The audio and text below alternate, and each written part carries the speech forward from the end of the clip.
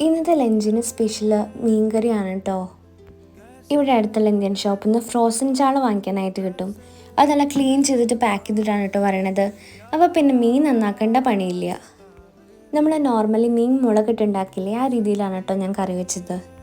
ഇതുണ്ടാക്കാനായിട്ട് ആദ്യം എണ്ണ ഒഴിച്ചിട്ട് അതിലേക്ക് കടുകും ഉലുവയും ഇട്ട് പൊട്ടിച്ച് അതിലേക്ക് ഇഞ്ചിയും വെളുത്തുള്ളിയും ചെറുള്ളി ചതച്ചതും പച്ചമുളകും വേപ്പിലയും ഇട്ടിട്ട് നന്നായിട്ടൊന്ന് വഴറ്റി. ഇനി കുടംപുളി പിഴിഞ്ഞിട്ട് ആ വെള്ളത്തിൽ മുളക് പൊടിയും മഞ്ഞൾപ്പൊടിയും മല്ലിപ്പൊടിയും ചേർത്തിട്ട് ഒരു കുഴമ്പ് പരുവം പോലെ ആക്കി അതും കൂടെ ഇതിലേക്ക് ചേർത്തു. ഇനി മസാലയുടെ പച്ചമണം ഒന്ന് മാറിക്കഴിയുമ്പോൾ ഇതിലേക്ക് ആവശ്യത്തിന് വെള്ളം ഒഴിച്ചിട്ട് വെള്ളം നന്നായിട്ടൊന്ന് തിളച്ച് വരുമ്പോൾ നമുക്ക് മീൻ ചേർക്കാം. ഇനി ബാക്കിയുള്ള കുടംപുളിയും കൂടെ ചേർക്കാം. എനിക്ക് മീൻകറി ഇങ്ങനെ കുറുകിയിരിക്കുന്നതാണ് ഏറ്റവും ഇഷ്ടം.